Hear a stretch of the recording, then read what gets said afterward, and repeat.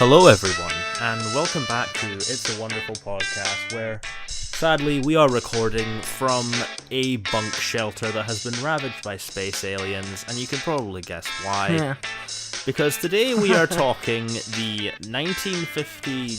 I can't remember what year it came out in, I know it was in the 50s. I think. 1953. Basically the 50s adaptation of H.G Wells' all-time classic, The War of the Worlds, and with me as always, you always need your bunker survival partner, so I've got Morgan Robinson. How's it going, buddy? I would be a terrible bunker survival partner. Well, you can't be any worse than that guy from 10 Cloverfield Lane. That's true. It's a very, very, very fair point. I am not as bad as that man. Yeah. However, I would be quite boring in a bunker situation. You get very tired of me very quickly. I just imagine you'd be sitting in the corner drinking all the tea. Probably, or eating all the bread. Oh yeah, because you love bread, don't you? I do. Or, I love bread. What's your favourite type of bread? There's literally no favourite. I love all bread. Multigrain, seeded, white. Yep. It's just you no, love all apart them. from white, nobody likes white bread. Who likes white bread? People who like It's too prawn white. sandwiches, they like white bread. White bread's too white for me. I don't like white things. Oh my god. Well, before we get too far down into that rabbit hole, Yeah. Why? I believe this is the first time you've seen The War of the Worlds. It is. It is the first time I had seen the 50s version of War of the Worlds. It's kind of nice because I've never read the book either, but I know That's that the no book, surprise to me at all. I own the book. I can see the book right now. It's up there. But I've never read it, and I've never seen this version of it. But I'm aware that the book is obviously a British book. Yay, Britain. And set in Britain and it's, the whole comment on British imperialism, and that's why this, the War of the Worlds is the next stage, is H.G Wells' version of sort of the next war, the next stage in war, because Britain had been conquering everyone in the late 1800s. Yeah. In quite horrific ways sometimes. And obviously the book was his comment on us doing that. But this version is very different in the sense that it is, it came out smack bang in the 50s, so it's all nuclear radiation. Oh yeah, and I think my biggest recollection of the War of the Worlds is being in drama class in year 7 and the teacher playing the Tom Cruise version for some reason on the last day of school. Okay. Which is a very long movie. It has a lot of Tom Cruise running in it. Of course it does. It's got a lot of Spielberg stuff in it. It's pretty fun, but I'd always been aware of the War of the Worlds from the very famous scene in history where they played it on the radio and suddenly everyone thought that the world was ending. Yeah. I mean, that's... is it fair to say that that's probably the most famous depiction of this story? It's definitely the most talked about. It probably is the most talked about. I mean, obviously the book, but people know about that Orson Welles radio play. It just got me thinking, what other movies from back then or books being read as radio plays would have sent the world into hysteria? Maybe Dracula. They think of vampires coming to kill them. Into I don't know, because I think maybe something like Night of the Living Dead. Possibly. Also, if not, yeah. Any zombie thing. I think anything that takes over the whole world. Anything to do with invasion. I think the Blair Witch Project did a similar thing when it came out. They all thought it was real. Yeah, that Blair Witch is one of those sort of fake real, but is it real sort of weird things that takes time for me to actually be able to understand. I'm very simple. And also, we can't forget Cannibal Holocaust, which apparently had Oh, real of killing course. in it. But I don't think we'll ever talk about that on the show. I hope not. I don't want to watch that movie. Well, you don't want to watch it. Maybe we will. One day, episode 427. Cannibal Holocaust. You know how God, you know how I was like with Raw. Don't make me watch Cannibal Holocaust. Oh, that's true. Yeah, everyone. Remember that weird French cannibal movie, Raw, from like 2 years ago? I'm still having PTSD from it. No. I liked it. Okay? Shoot me. Please. Well, I cannot because you are on a Google Hangouts chat. That's true. I am. But anyway, we should get on with this. I think this is very interesting to me because it came at a time where the 50s was doing a lot of like B-movie sci-fi. So you had your Thems and your It Came From Another Worlds and there's nothing wrong with Them. Yeah, Them is a weird movie and it's great. Yeah, but like weird giant ants, yay. I love seeing how the Hollywood time can affect how a certain story is told. So this War of the Worlds is very much playing into the whole B-movie aspect, whereas you look at the Spielberg War of the Worlds, came out in 2005, it's very much like reminiscent of, say, 9/11. So it's kind of interesting to me how this work is so well translated that it could reflect any time period, and I find that pretty interesting. That just shows how timeless this story is. Definitely. I mean, at its core, it is just a story about things we don't understand invading us. So if it was made today, do you think someone would be wanting to put up walls to keep the aliens out?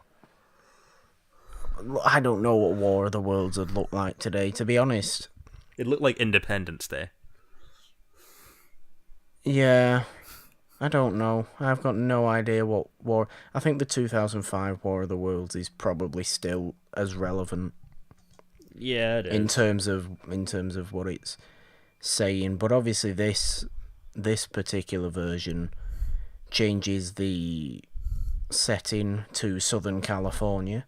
So that's 2 Southern California set films we've done in 2 weeks. Yeah, one about... Yay, Southern California. One about LA draining you as a person, and this one literally about draining the life out of people. So it's a nice little tone we've got as the return. Southern California drains your life. It doesn't. It doesn't. I can promise you that. But what I noticed immediately about this one that I kind of loved is that the opening... I think it's sort of like the first couple 20 minutes or so, but it really reminds me of the opening scene of Jaws. Like, you have these... How so? You have these people at a party, they go and discover something strange that ends up killing them. It's kind of like little Chrissy going out to the water. Okay. And anything that reminds me of Jaws, that's fair. a good thing in my book. Oh, it's definitely a good thing. Although, ironically, I think Spielberg might have been inspired by War of the Worlds, and that's what inspired him for Jaws, and he went on to do War of the Worlds later. 6 degrees of War of the Worlds. 6... Pretty much. No, what... what was I going to say?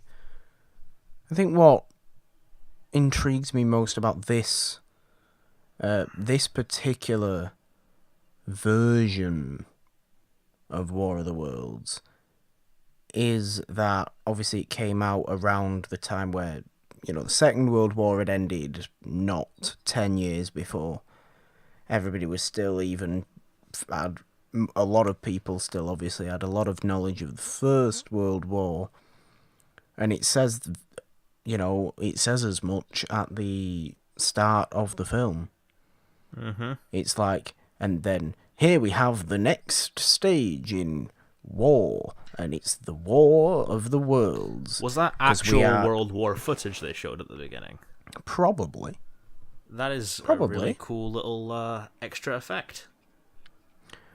But, again, it's this is showing this enemy who we as human beings don't know how to deal with. We, knew how to deal with the quote-unquote enemies in both world wars when we're fighting other human beings. That's what makes War of the Worlds so special, I think, is that we're not fighting human beings anymore. In fact, we don't even need to fight them to begin with. I think if, the people in the film hadn't been so violent right from the word go, the Martians may not have actually done anything.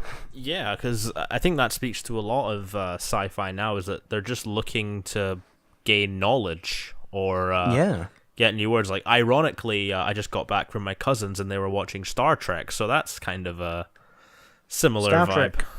Great science fiction, though. Star Trek. Very much so. And No. wait, was Star Trek out in the 50s? No, Star Trek was the 60s. War of the Worlds might have inspired Star Trek a bit. Well, I mean, I'm sure any prior sci-fi would have inspired Gene Roddenberry to an extent. I don't know enough about Star Trek to tell you what the inspiration was. Yeah, but that's like a really interesting thing just to think about, because to be honest with you, I don't remember so much about the story itself, because this one just presents a lot of ideas rather than having like a plot and characters and that kind of thing.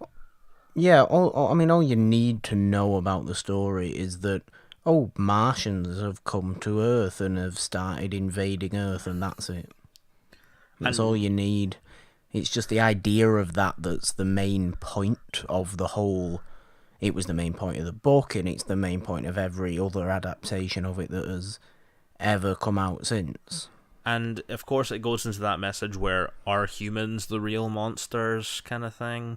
Yeah. Which we've seen a lot. That. And something I noticed, we don't actually see the Martians for a lot of this movie. We see the ships, but not the Martians themselves. I love the ships, though. I love the design of the ships. It's so 50s. You know what they reminded me of? What? The ships in this War of the Worlds look like... I don't know if you ever played Ratchet and Clank as a kid. Oh, I remember it. I'm not... There's a section of enemies that are like little droids that come up and electrocute you in the first one, and they reminded me so much of that. Okay, that's a weird pull. Or like the droids in the Star Wars prequels. Which ones? The ones that look like fucking scorpions and shoot lasers. Like scorpion? Do you mean the super battle droids? Quite possibly. They don't look anything like do you mean the silver ones? Yeah, yes. Yeah, you mean the super battle droids. I mean, come on, get your naming right. Yeah, it's just like a simple design, like a little sleek silver body and a red eye. Yeah. And the red eye is kind of what scares me the most. I mean, you think of that symbol and you think of stuff like HAL from 2001: A Space Odyssey and just how the color red, like blinking at you, you envision that when people talk about getting abducted and stuff. And that's kind of like a good little symbol of fear, just red eyes in the dark. Oh, it's always been a symbol of fear. Red eyes in the dark comes from the world's foremost fear, Satan. Oh, yep. So that, red eyes in the dark are always going to be terrifying or inherently terrifying to human beings. Very much so, and so much so that for a large portion of the film, we see the scientists try and come up with a way to stop these Martians, but mostly this allows humanity to show its biggest flaws, and they all start looting and hurting each other, even more so than the Martians are doing. And it's just, I keep thinking, like, if someone had responded kindly to this alien, would this have been like an E.T. story? Quite possibly. That's why E.T.'s kind of great, because it actually, is nice. Alien invasion stories. I mean, I don't think it's not a direct comparison, but I'd like to compare this to The Day the Earth Stood Still, in which the alien comes down to Washington DC, and basically, he comes down. People are kind of terrified at first. Well, Day the Earth Stood Still alien looks terrifying. Well, yeah, but ultimately he comes down to instill the knowledge in humanity that humanity is going to kill itself because it keeps warring against each other. Like, it needs to stop warring against each other. War of the Worlds, it's sort of like the showing of that. Yeah, and because you love seeing that. You do. The aliens come down, the Martians come down to learn about Earth. They see Earth as the only habitable planet apart from their own. And they come down to study. And as soon as they come down, guns are pointed in their face and tanks, and it's like, oh, what's going on here? Shoot, shoot, shoot, shooty, shoot, shoot, shoot. They fear it's what just they like, don't understand. what was Klaatu saying in Day the Earth Stood Still? You weren't listening to him, were you? No, you weren't. Did this come out before The Day the Earth Stood Still? No, Day the Earth Stood Still was 1951. So I'm just saying you weren't listening to Klaatu. Everyone should listen to it. Stop warring. And I should probably watch The Day the Earth Stood Still. Yes, you should. Stop warring against each other. War of the Worlds happens. Do you know what annoys me, though, about War of the Worlds? Do you know what really... What really gets on your tits about War of the Worlds? Well, I found it really just strange, is the whole religious element at the end. Oh, yes. Oh, please talk about that. What is all that about? Because I was confused. I was very confused. Well, I mean, it's saying... Obviously, okay, the movie plays out. The Martians obviously don't win the day. No. But they aren't beaten by the war. They aren't beaten by the humans. They're beaten by the Earth because... Or some sort of bacteria on the Earth because, and this is a direct quote, that's how God created it. And then the film ends, and it leaves me with a really weird taste. Like, I'd much rather... Why can't we just have an environmental message? Why can't we just have, oh, look at Earth's wonderful... Earth's wonderful life, natural life. That's what defeated the Martians. Why does God have to involve himself in a sci-fi film? This was the 50s. I reckon that probably plays into it. I don't care if it was the 50s. Religion has no business in a sci-fi film. Are you saying we're cancelling War of the Worlds? No, I'm just saying religion has no business in a sci-fi film. Religion has business in many, many other films. Not a sci-fi. It's science. They're the opposite things. I mean, a lot of sci-fi films do have religious ideas in them, but but not direct. I agree with you. This is kind of just like... It was like the writers couldn't come up with an actual reason for the Martians to be defeated. Well, see, I don't know if this is similar to the book's ending. Well, I haven't read the book either, so I can't speak to that. Yeah, see, it might be, and if that is also the case in the book's ending, which I presume it is, because I don't know why you'd change it up, then I don't know. I just think it's a really strange way of ending it. I understand why it's ended the way it has. I just find it odd that, God wins in a sci-fi film. And like you said, there's plenty of religious, not imagery, but sort of little aspects, little inputs into a lot of sci-fi stuff, like the idea of playing God or the idea of worship or anything like that. But this is just a bit too direct for me to actually... It's a bit on the nose.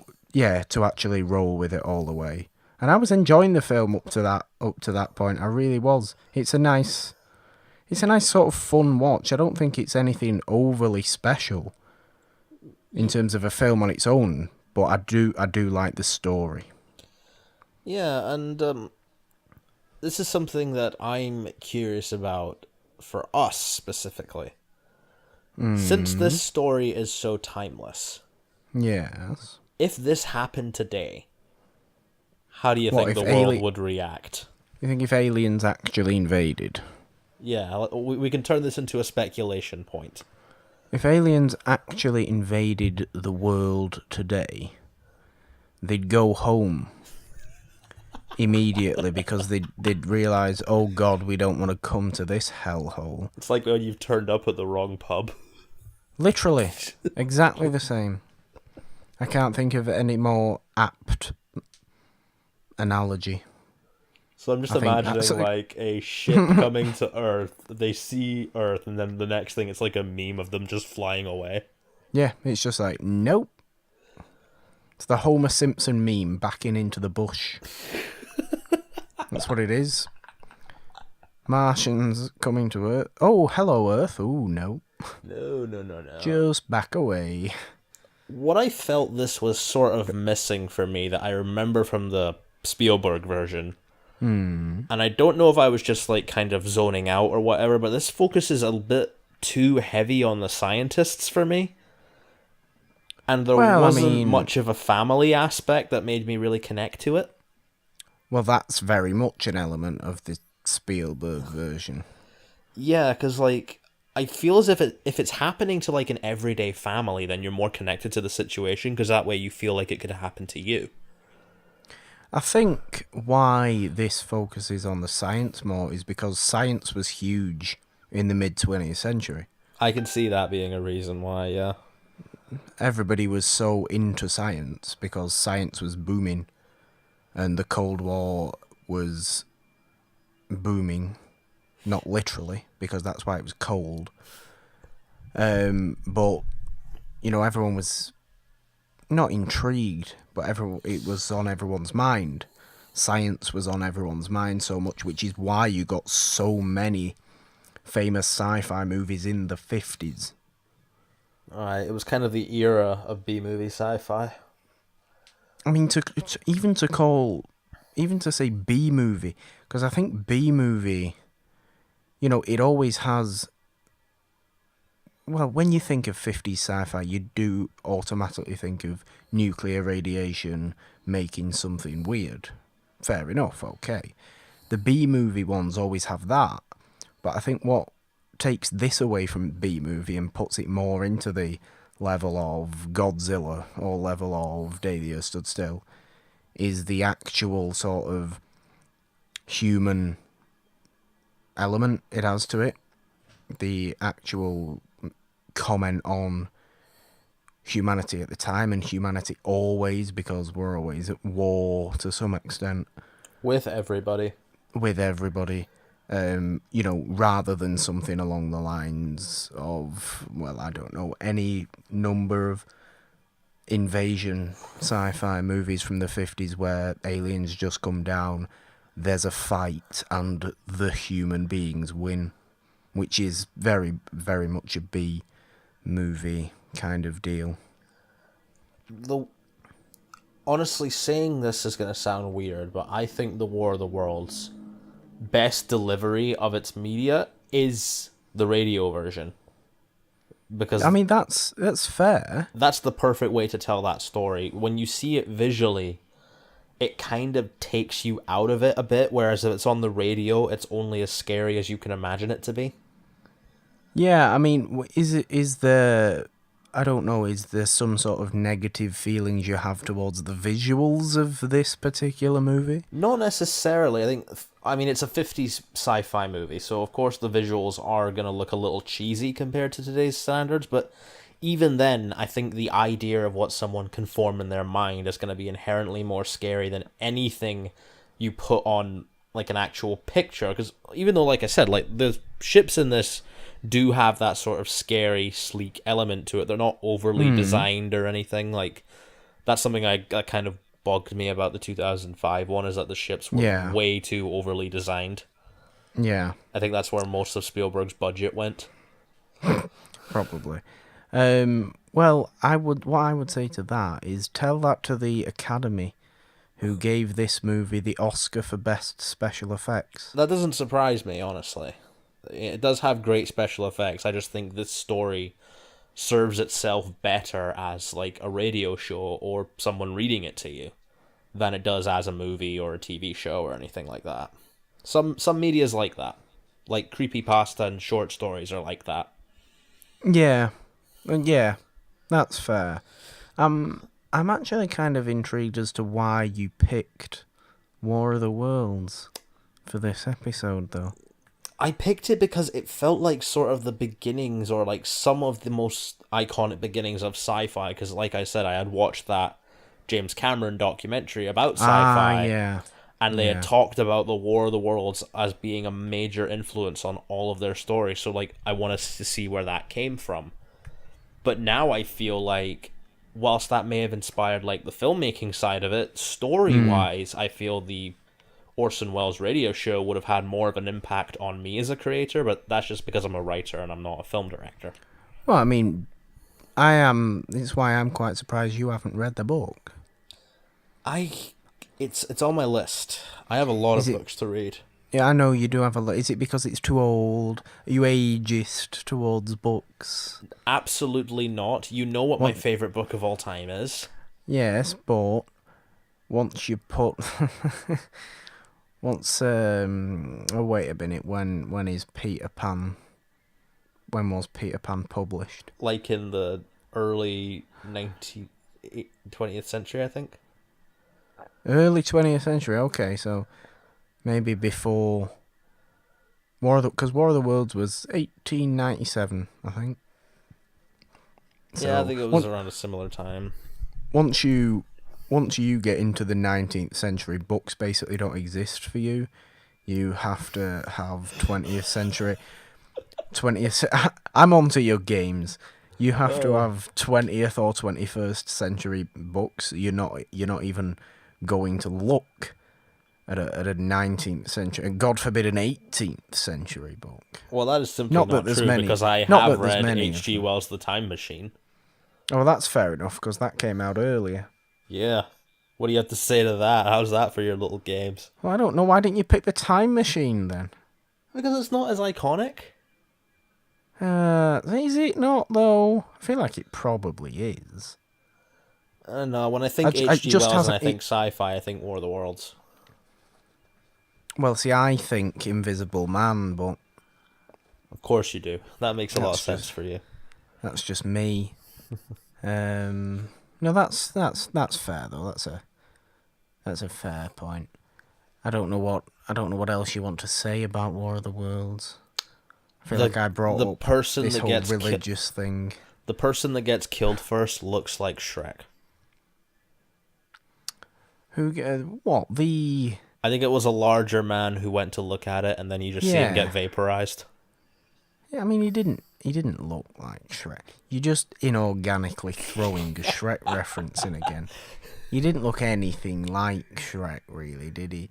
He was just any slightly larger man can now be said to be Shrek in your eyes. I think that's a compliment, really. It's not a compliment at all. Shrek is a beautiful ogre. No, he isn't. He's a beautiful ogre. He's not even a beautiful ogre. I've seen better looking ogres. I've seen better looking ogres. The fuck I've seen better looking ogres today.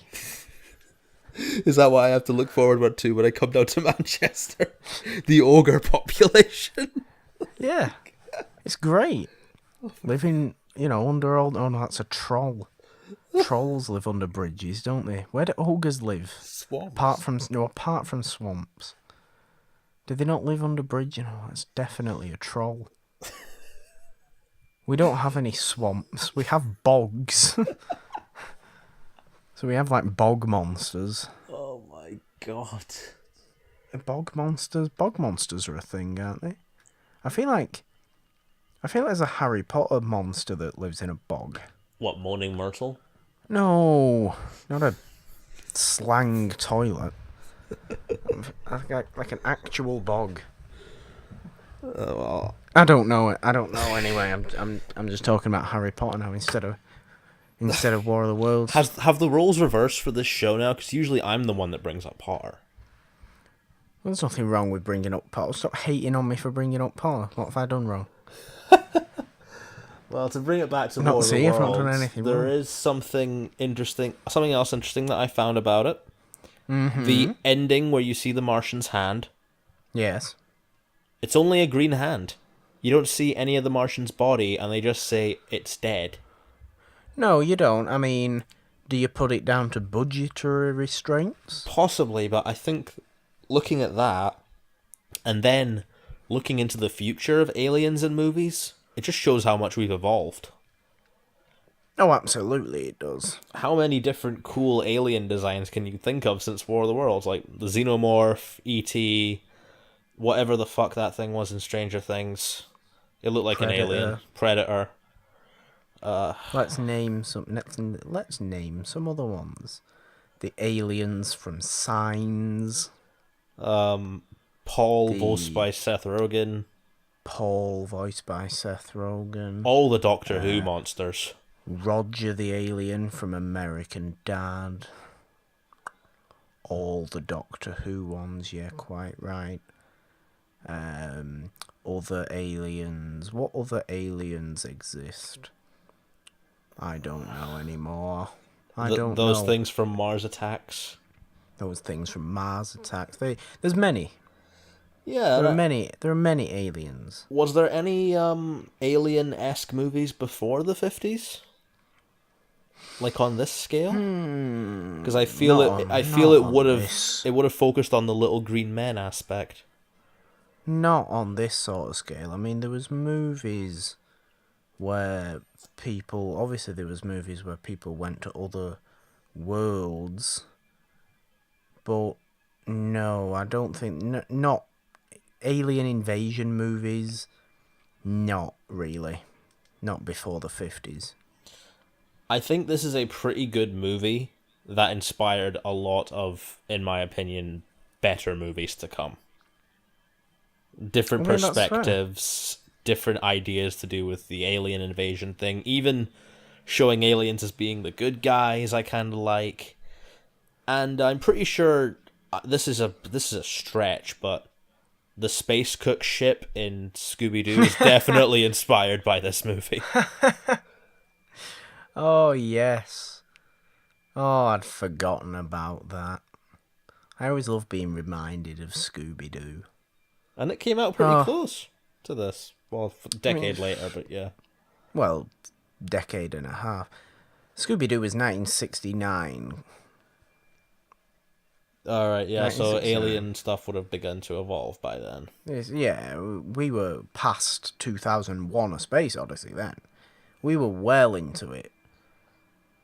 We knew exactly what was going on. Do you think that's why maybe audiences were like demanding to see the aliens, and that's why we got all these different kind of alien stories, like your Close Encounters and your E.T.s and that kind of stuff? Did it bring up Close Encounters? Close Encounters, there's another one. I don't know, do people demand to see the alien? Well, I don't mind the fact that we don't see the alien in War of the Worlds. I mean, people complain now that in some horror movies they don't show the monster. I know, but these people are insane. Yes, well, maybe audiences are insane. General audiences are insane, because general audiences, I'm sorry, are stupid. They don't know what they want. And here I am alienating everybody who may or may not listen to this. Fantastic. Well, I did have some cool trivia about War of the Worlds. Some War of the Worlds trivia. The two main characters from War of the Worlds, I can't remember their names, but the main man and the main woman. Oh, he had a good name as well. He had a really good name. Clayton? Something like that. But those actors lived to be in the Spielberg War of the Worlds as the two parents that Tom Cruise and his family were running to get to. That is insane. That's a very madness. Fun bit of trivia. I love that. Oh, that's the best piece of trivia I can remember. That's so cool. I love that. Oh, and apparently the design of the war machines was actually because of the lack of technology. They were originally going to be walking tripods, but Ah. they didn't know how a tripod could walk, and they instead went with the flying things. Well, I mean, there's nothing wrong with flying things every now and again. No, I think the flying actually does make them more scary. The tripods thing is just like, yeah, I've seen this before. Have you seen a lot of tripods walk? Well, I do make videos, so yeah. Well, you haven't seen them walk around. Is that what they do at night? It's like Toy Story. It's like Toy Story on night at the museum. When everybody goes to sleep. All the tripods come alive and start shooting up the place. Ooh, this is very interesting. What? Filming of this movie was originally going to be suspended because Paramount discovered that the filming rights of the story were only for a silent movie version. Could you imagine a silent movie version of The War of the Worlds? I mean, yeah. I would actually love that. I'd be really intrigued to see that. I would be intrigued to see that as well, because, I mean, like we've said during this episode already, War of the Worlds is not a great plot. War of the Worlds is not a great dialogue-filled movie or dialogue-filled story. War of the Worlds is a fantastic message in a story form. That's what War of the Worlds is. So it doesn't matter what adaptation, it doesn't matter what media it's produced in. I think any fairly accurate version of War of the Worlds will be more than enjoyable, because you've said the word timeless about 40 times already. Timeless. And there's no better word, really, for a story like that, to show humanity's own naivety and own problems. Because we always need to, take a step down every once in a while. We get far too involved with ourselves. This is hilarious. The sounds of the spaceships were made by turning off vacuum cleaners. Understandable. I find that so funny. And then those same sounds... If it works, it works. Those same sounds went on to become iconic in, like, Star Trek. And also, Star Trek. Orson Welles apparently was approached to direct this as his first feature, but turned it down because he didn't want anything to do with it.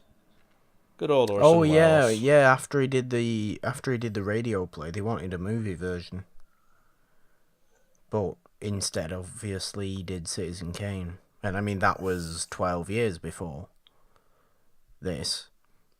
But yeah, I knew that.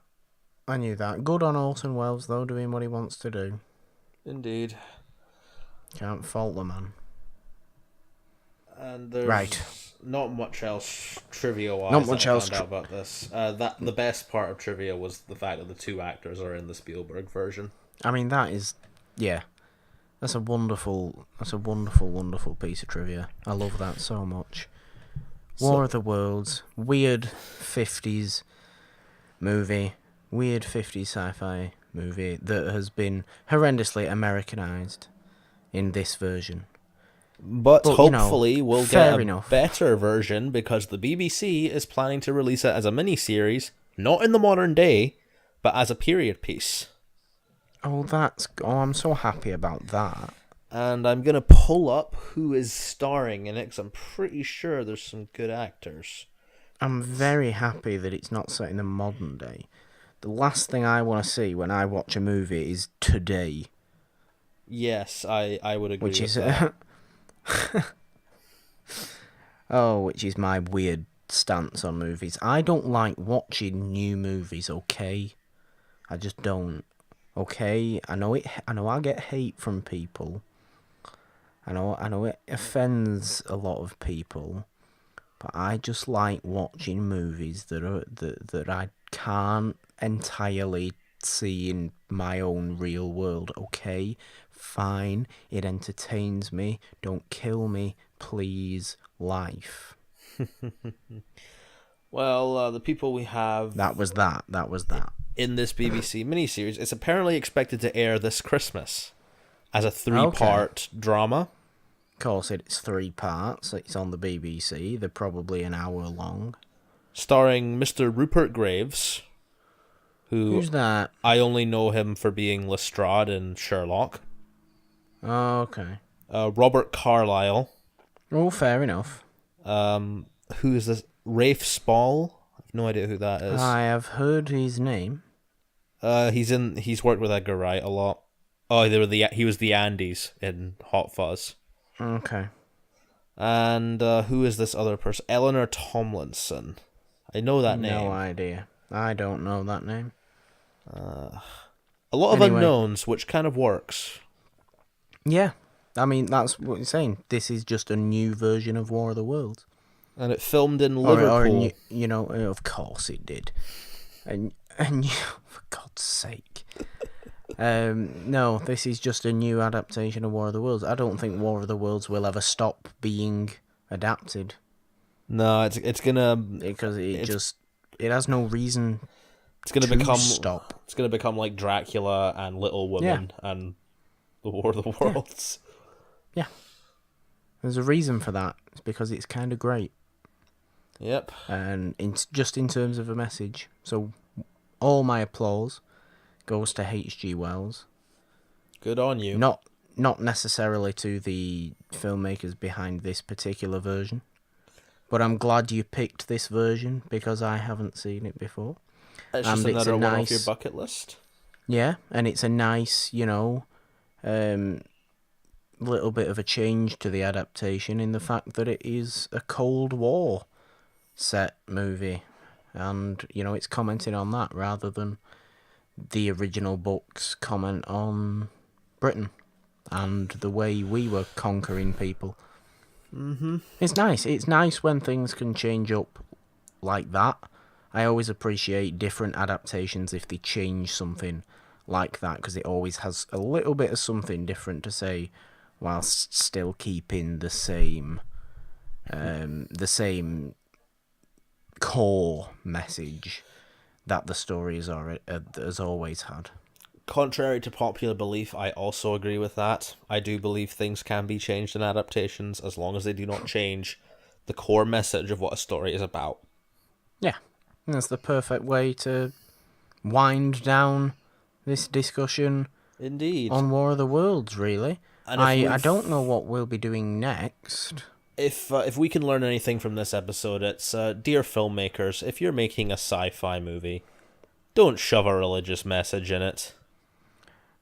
Don't use it as a get out of jail free card. Don't use it as a get out of jail free card. Don't be so direct with it that it just comes off as it comes off as a bit preachy. I'm just imagining that scene of Deadpool saying that's just lazy writing. It is. It comes off as I'm just intrigued as to if the actual book has that ending. I mean, it's possible. Anybody who does know, please let us know. Raoul, if you've read War of the Worlds, let us know. But yeah, it's weird. It's weird. So, who knows what we're going to be doing next week? I know it's getting closer to me coming to visit you, and do I have to worry about any aliens coming to invade your house? Because that might give me story inspiration, not going to lie. Maybe. Who knows what could happen? Anything can happen, can't it? I'm going to be the giant walking Martian invading your home. Oh, God. Oh, don't say that. Yeah, I'm bringing my tripod. Oh, dear. Okay. No, though. It's going to be great, and that's going to be right smack bang in October. October, as you may expect, for those who are familiar with the show, October will be another genre month for us.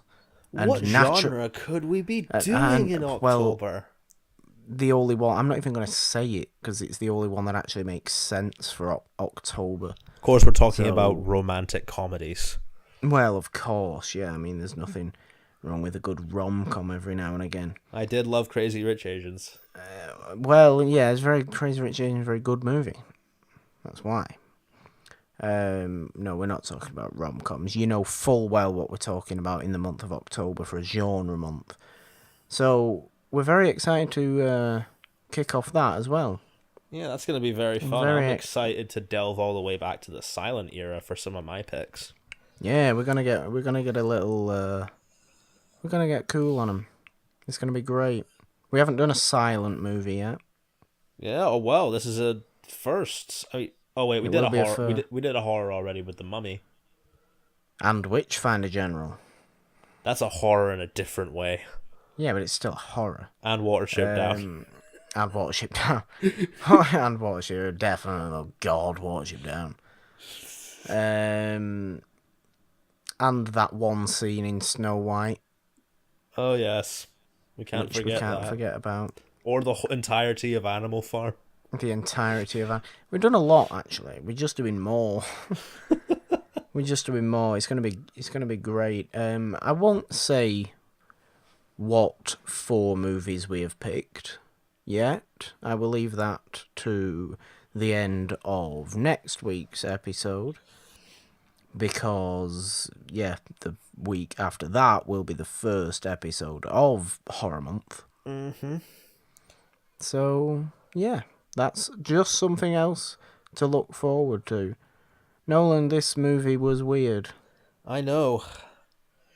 Kind of regretting picking it, to be honest.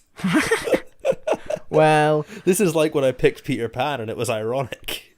Because I hate that movie so much. Yes, but Peter Pan was yeah, I mean, that's true. It is kind of like when you picked Peter. I don't hate this movie, though. Like, I objectively don't like Peter Pan. I actually like this movie. You don't like the weird preachy message at the end. I don't like the weird preachy message at the end. No one needs preachiness in their movies. Stop it. That's lazy writing. Stop being preachy. Yeah. Ironically, I'm preaching people to not be preachy. Well, everybody's a hypocrite. Here we go.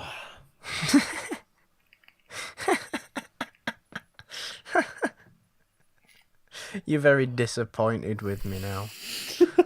I love it.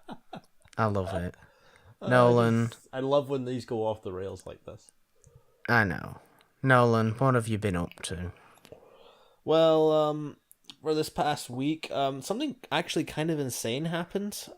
Kind of insane? Yeah, so I was just scrolling on the Twitters, as you do. Turns out, something I did earlier in the year inspired a guy to create an entire charity. Yeah, I mean, I did see that. Do you want to go on about that for a bit? I'll talk about that, yeah. So some of you may not know this. I was a foster kid when I was very young. I was in a foster home for about 3 years, and then I got adopted by a very loving family, and I don't remember much about what foster care was like, but I do remember that you had that feeling of your family or the people that are around you, and yeah. Shazam next year is kind of going to hopefully show that aspect. So back in April, I asked the stars, Zachary Levi and Asher Angel, hey, well, how does it feel to be playing a superhero that's having foster care as a message? Because the only other, decent adaptation I've seen of foster care is Tracy Beaker. Yeah, which, for those who don't know, was a British children's television show. For the American people, it's kind of like Boy Meets World if it was in England. I wouldn't know. I haven't watched Boy Meets World. Yeah, but, and then Zachary Levi, because he's a very charming guy, answered that question with a really thoughtful answer. And then this other person gets in touch with me and says, you inspired us to create Shazam for Kids, which is aiming to use this movie as a way to empower foster kids. And you have no idea how much that means to me as someone who was in foster care. I mean, it is kind of insane. Yeah. The words you use are very appropriate. Yeah. It's so wonderful, though. It's so wonderful that people are taking taking this movie as a real, opportunity to maybe improve, whether it's improving the lives of kids in foster homes or whatever it is. Or just giving, having them a movie that they can go and see themselves in. Yeah, definitely. I think we all love seeing that. And if you guys do want to help out, I know since we've got some American listeners, contact your local foster agency, contact your local theater, see if they can maybe set up a screening or something. I'm going to try and do that in Scotland, and Yeah. fingers crossed. I know Zachary Levi would be very interested in doing this, and most of the cast are aware of this charity existing. Asher Angel he liked one of my tweets regarding it, so I don't know, that could be cool. But this is, if we could get Zachary Levi down in Scotland for a screening of this, that would be incredible. that is, yeah. I mean, who knows where it could go. This is great, though. I'm very glad that, as a foster child yourself for 3 years, you were, with just this question, able to give this other guy some inspiration to do all this. It's great. And I think what you can take away from that, Twitter and people who use that, you could use your voice to argue about what's better, Marvel or DC, or you can use your voice to help inspire change. I never thought this was going to reach anything. I thought maybe they'll answer the question. I was lucky enough that it did.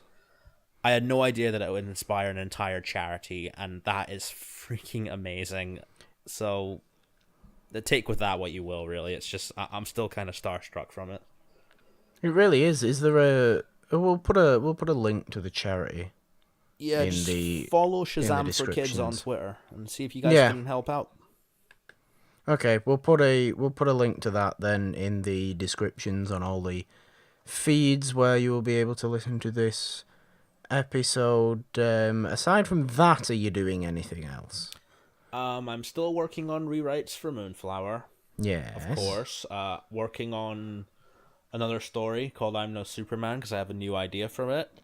I will be doing a Stories as Lessons soon. I think it might be out by the time this episode's out, but it will be on The Breakfast Club.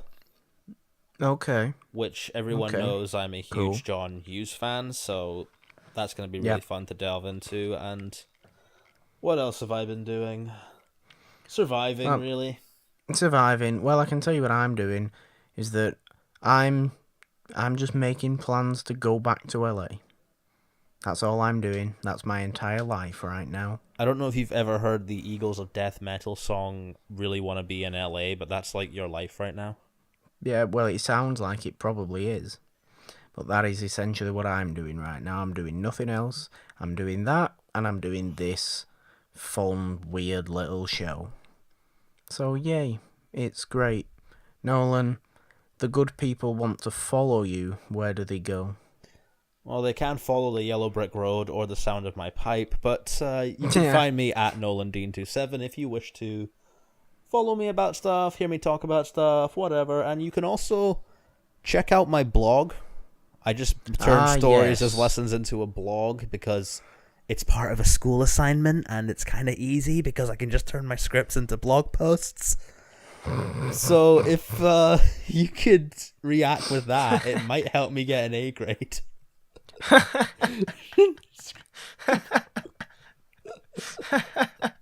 I love that, for God's sake. I was so happy when my teacher came up to me and said, "Why don't you turn your YouTube channel into a blog series?" I was like, that is a very good idea. I'll do that. Yeah. But so, by all means, go and do all that. Yeah, the first one's up. It's, surprise, surprise, it's about Edward Scissorhands. Well, you just did your Edward Scissorhands one anyway. Yeah, I figured why not. It was actually kind of fun adding in all the little images and staring at evil Anthony Michael Hall's face. Yeah, that's a fair point. Anyway, guys, you can go and follow me if I interest you at all. You interest me so much that I'm coming to stay with you. Well, that's true. I hope I interest you. I definitely interest some people, which is kind of nice. At the Purple Dawn with a 3 instead of the E in the, because Patrice Evra. And I don't know if you were aware of this. Were you aware that 3 is in fact the magic number I believe that's a song lyric. Yeah, So, yes, I was. yeah. Are you saying you're 3, magical? Did you get your I Hogwarts am. letter? I'm saying I'm magical. 3 is, in fact, I might change my catchphrase to just 3 is the magic number instead. What Hogwarts house are you? I think I'm a Gryffindor. I would The have last thought time I checked, I would have thought you were a Ravenclaw. I mean, I don't know. I've not been on Pottermore for years. I don't know. But anyway, yeah, go and follow me on Twitter at that handle, or on Instagram at the Purple Dawn. Just straight the Purple Dawn. It's much easier on Instagram. Goddamn Instagram. And yeah, find this show on Apple Podcasts, Stitcher, PodBean. YouTube is even still on YouTube, even though YouTube's dying. So please go over to the audio feeds instead and leave the 5-star ratings and maybe a little review on Apple if you're feeling generous. That would be very nice. But subscribe to the podcast feed, to the It's a Wonderful Podcast feed, or It's a Wonderful podcast feed, or It's a Wonderful One podcast feed, because we also like to use the hashtag It's a Wonderful One on Twitter if you want to talk about this show, or if you have any maybe suggestions for what movies you'd like us to ramble on about. But ultimately, it is our decision, because we alternate which movies we want to do, so we may or may not take your decision into account. To be perfectly honest, we probably won't take your decision into account. But even if you want to share around the episodes, please use the hashtag It's a Wonderful One, because it helps us greatly. And we appreciate all the love everyone shows the episodes every time we post a new one, which hasn't obviously been for a lot of the summer, but is starting again. That was me taking care of that business. Nolan, this has been your episode. You say you regret picking War of the Worlds, but I don't regret you picking War of the Worlds, because it just means we're another episode down. I only regret it because I wish I had more to say about it, but I don't. Fair enough. This has been episode 23 of It's a Wonderful One. Nolan, see us out. And if you guys like this show, you can hit that subscribe button, and we will see you guys next time. And until then, goodbye. Always the dramatic exit. I love it so much. Bye, guys.